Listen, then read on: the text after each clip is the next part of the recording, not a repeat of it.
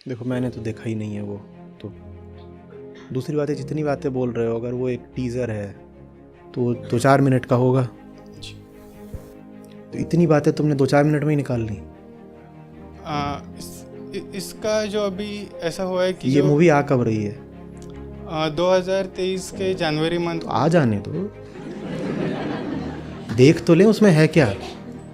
से 2 ही मिनट के टीज़र पे मैं 40 मिनट का उत्तर दे दूं और वहाँ कुछ और निकले तो मूर्ख तो मैं बनूंगा।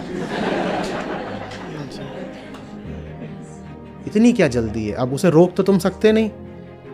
सेंसर ने अगर उसको पास कर दिया है तो रिलीज तो होगी। वैसी मांग अभी उठ रही है कि इसको जो राजनेता या बिना देखे रोक दोगे? देख तो लो है क्या, और अगर उसमें कुछ होगा निंदा लायक तो उधेड़ देंगे, बिल्कुल पूरी भर्त्सना करेंगे। पर 1-2 मिनट की झलक पर एकदम निश्चित निर्णय ले लेना समझदारी तो नहीं है कि है तो बताइए, देख लेंगे क्या चीज़ है, समझ लेंगे, फिर अगर उस पर कुछ हुआ बोलने लायक तो बोल भी देंगे। जल्दी उत्तेजित नहीं हो जाते। जल्दी उत्तेजित हो जाना भीतरी असुरक्षा की, डर की, इनसिक्योरिटी की निशानी होती है। आने दो, देख लेंगे। ये महाकाव्य हैं, वाल्मीकि से तुलसीदास तक और फिर आज तक। तुम क्यों डर रहे हो कि कोई एक फिल्म बना करके कुछ बहुत बिगाड़ लेगा? आपने तो शायद रामचरितमानस भी ना पढ़ी हो। रामायण के नाम पे आपको रामानंद सागर की रामायण पता है बस। कितने लोग यहाँ बैठे हैं जिन्होंने रामचरितमानस भी पढ़ी है? जो बहुत ही कम है। कितने लोग हैं जिन्होंने कम से कम एक कांड पढ़ा है या सुना है? अभी भी देखो चौथाई लोग भी नहीं हो पा रहे यहाँ के। तो हमें कहाँ पता है? हनुमान जी की बात कर रहे हो। वाल्मीकि की रामायण में जैसा चरित्र है हनुमान का, तुलसी रामायण में उससे बिल्कुल भिन्न है। बेशक अगर मूवी को बनाने वाले ने कुछ अनर्गल दिखाया होगा तो उसका विरोध भी किया जाएगा, पूरी उसकी निंदा भी करेंगे, लेकिन उससे पहले अपनी समझ, अपना ज्ञान थोड़ा पूर्ण और परिपक्व होना ज़रूरी है। आप ये नहीं कर सकते कि आपने अपने बचपन में टीवी पर जो रामायण देखी थी उसको ही पैमाना बना लो और कहो यही असली है और जो कुछ इसमें दिखाया गया है अब आगे जो कुछ दिखाया जाए इसी के अनुसार हो बस। अस्त्र शस्त्र भी जो तुलसीदास दिखा रहे हैं और जो महर्षि वाल्मीकि दिखा रहे हैं उनमें बड़ा अंतर है। यहाँ गदाएँ आ गई हैं मानस में, रामचरितमानस में, वाल्मीकि रामायण में गदाएँ। तो सिर्फ इसलिए कि कोई चीज़ अब पिछले 50-100 सालों में आम संस्कृति में आ गई है, उसको अंतिम या निश्चित या सत्य नहीं मान लेना चाहिए। वो बात आपकी संस्कृति में आ गई है, सत्य नहीं हो गई। सत्य क्या है ये जानने की कोशिश करनी चाहिए। जब आप वो जान जाओगे तब आप और अधिकार के साथ झूठे लोगों की निंदा भी कर पाओगे। जब आपको साफ साफ पता होगा कि वाल्मीकि क्या बोल गए हैं और कंबन क्या बोल गए हैं और तुलसीदास क्या बोल गए हैं, तब आप कह पाओगे कि इस फिल्म में जो तुम दिखा रहे हो ये बिल्कुल व्यर्थ अनर्गल प्रपंच है, मत दिखाओ, क्योंकि बात ऐसी है नहीं। और दिखाना भी है तो किसी और नाम से दिखा दो भाई। तुमको पूरी स्वतंत्रता है कि अपनी कल्पना का उपयोग करो, किरदार रचो, पटकथाएं रचो और उनको स्क्रीन पर उतारो, ये सब तुम कर सकते हो। लेकिन फिर तुम ये सब कुछ राम सीता के नाम पर मत करो, ये तो आप कह सकते हो। लेकिन वो कहने के लिए पहले आपके पास तो ज्ञान होना चाहिए। हमारे पास ज्ञान नहीं है, हमारे पास बस क्या है, जो हमारी साधारण उथली सी संस्कृति है, बस वही है। जो लोग विरोध भी कर रहे होंगे उनके मन में यही होगा, वो कहते होंगे आपने श्री राम को इसमें ऐसा दिखा दिया, ये जो फिल्म आने वाली है, पर श्री राम ऐसे नहीं है। उनसे पूछो श्री राम कैसे हैं, तुरंत उनके मन में कौन सी छवि उठेगी? अरुण गोविल। अब ये क्या है, ये क्या है? श्री राम अरुण गोविल जैसे कैसे हो गए? हाँ, या हनुमान जी दारा सिंह जैसे कैसे हो गए? ये बात तो कुछ जमती नहीं ना। एक सनातनी होने के नाते क्या ये आपका कर्तव्य नहीं है कि आप कम से कम वाल्मीकि रामायण और रामचरितमानस का अध्ययन करें? बोलिए। पर हम किस तरीके के लोग हैं जिन्हें मनोरंजन ज्यादा प्यारा है, वो फिल्म आप जरूर देख के आओगे निश्चित रूप से, निंदा करने के लिए ही सही, लेकिन आप देख लोगे।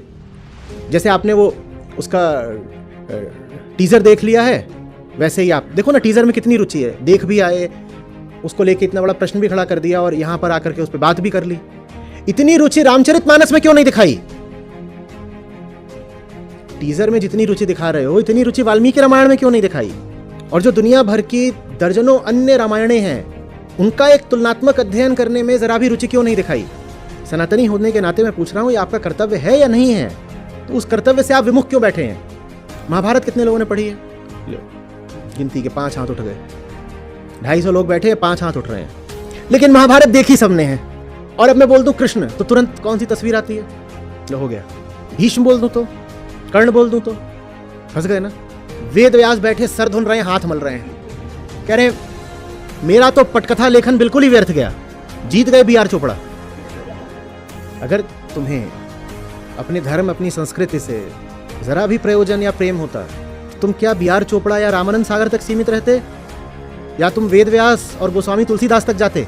और जब आप न वेद व्यास तक जाते हैं, ना आपको गीता से मतलब है, तो फिर इस तरह की आपत्तियां आप किस आधार पर कर पाओगे?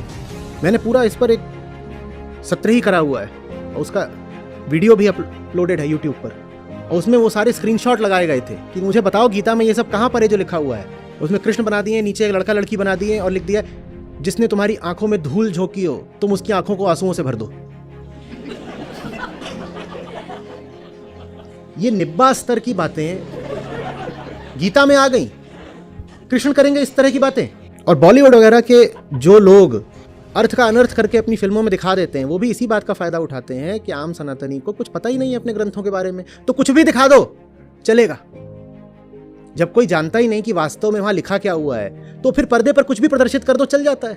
अगर उन्हें पता होता कि भारत एक जागृत देश है, लोग पढ़े लिखे हैं, लोगों का सत्य और अध्यात्म के प्रति झुकाव है, बच्चे बच्चे को पता है कि रामायण क्या है, तो क्या कोई फिल्म निर्माता या निर्देशक या ये कलाकार वगैरह उस तरह की धृष्टताएं कर पाते जो ये कर लेते हैं अक्सर?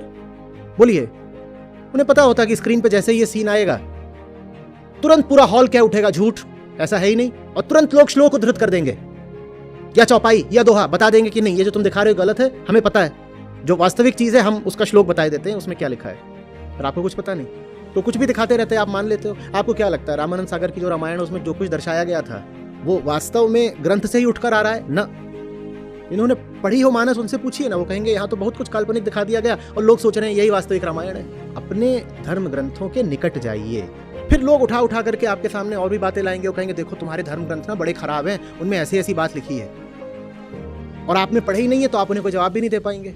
आप नहीं बता पाएंगे कि ये जो तुम श्लोक ले आए हो या चौपाई ले आए हो ये किस संदर्भ में वहां पर है। और कई बार तो जो लाया जाता है वो होता भी नहीं है, उन्हें मिलावट करके कुछ ला देते हो, कहते देखो इतनी गंदी बात तुम्हारे धर्म में लिखी है, तुम्हारा धर्म बहुत नीच है, तुम अपने धर्म को अस्वीकार कर दो। और आपको कोई उत्तर नहीं सूझता क्योंकि आप जानते भी नहीं, कुछ नहीं जानते आप। और वही उल्टी पुल्टी बातें और बिल्कुल शरारत भरे उद्धरण दिखा करके लगभग पूरी युवा पीढ़ी को धर्म विमुख कर दिया गया है। रामचरितमानस किसी ने नहीं पढ़ी, लेकिन ये सबको बता दिया गया है कि देखो उसमें बहुत गंदी बात लिखी है, ढोल गवार शूद्र पशु नारी ये सब ताड़न के अधिकारी, ये सबको पता होता है। ये जो पूरी नई पौध है इसे 4 चौपाई 2 दोहा ना पता होगा, पर ढोल गवार इनको खूब पता है, सबको पता है। वो बात इनके कान में बार बार डाल दी गई है, वो बात कहाँ लिखी है, क्यों लिखी है, और कितना बड़ा विस्तार है मानस का, उसके बीच में ये एक बात लिखी है। ये बात ना उन्हें बताई गई ना पता है, क्योंकि स्वाध्याय कर ही नहीं रहे, स्वाध्याय नहीं कर रहे, और ना ऐसी संस्थाएं हैं, ना ऐसी शिक्षा व्यवस्था है जिसमें इसको पढ़ाया जाए। तो बाहर कोई पढ़ाने वाला नहीं है, स्वयं स्वाध्याय करना नहीं है। फिल्म खराब होगी तो निपट लेंगे भाई। खराब फिल्म को सबसे सुंदर प्रतिक्रिया यही होती है कि जान लो वो खराब है, वो फ्लॉप हो जाएगी, बनाने वालों को 100, 200, 400 करोड़ का घाटा होगा, खुद ही दिवालिया हो जाएंगे। तुम्हें जाकर के थिएटर थोड़ी जलाने की जरूरत है, उसका घर अपने आप जल जाएगा, बिक जाएगा घर उसका। तुम खराब फिल्म बनाओगे नहीं चलेगी। तो फिल्म छोटा मुद्दा है, ज्यादा बड़ा मुद्दा हमारा अज्ञान है। घटिया फिल्में, धार्मिक विषयों पर घटिया फिल्में इसीलिए बन पाती हैं क्योंकि हम अपने ही धर्म को लेकर अज्ञानी हैं, हमें अपने धर्म का कुछ पता नहीं। तो ये कब बताया फिल्म रिलीज होगी? हाँ, जनवरी 23 में। जनवरी 23 से पहले पहले कम से कम वाल्मीकि रामायण और गोस्वामी तुलसीदास की रामचरितमानस कहाँ है, प्रश्नकर्ता कहाँ है? हाँ, ये दोनों निश्चित रूप से पढ़ लेनी है, ठीक है।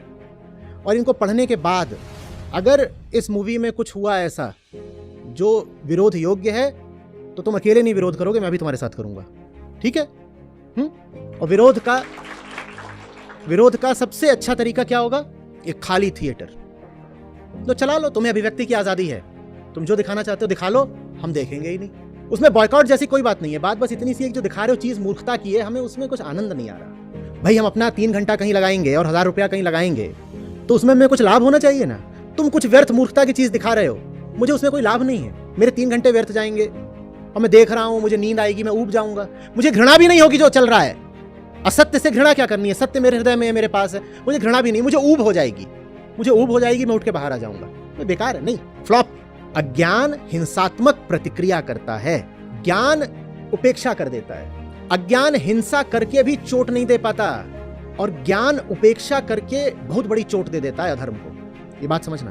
अज्ञान में तुम प्रतिक्रिया करोगे तो भी तुम अधर्मी लोगों को बहुत बड़ी चोट नहीं दे पाओगे, और ज्ञान में तुम सिर्फ उपेक्षा कर दो, इग्नोर कर दो उनको, तो भी तुमने बहुत बड़ी चोट दे दी। ये बारीक बातें हैं, सूक्ष्म जरा। ये तभी समझोगे जब अपने अच्छे ऊंचे ग्रंथों के जरा निकट जाओगे, उनके पास जाओ, सीखो।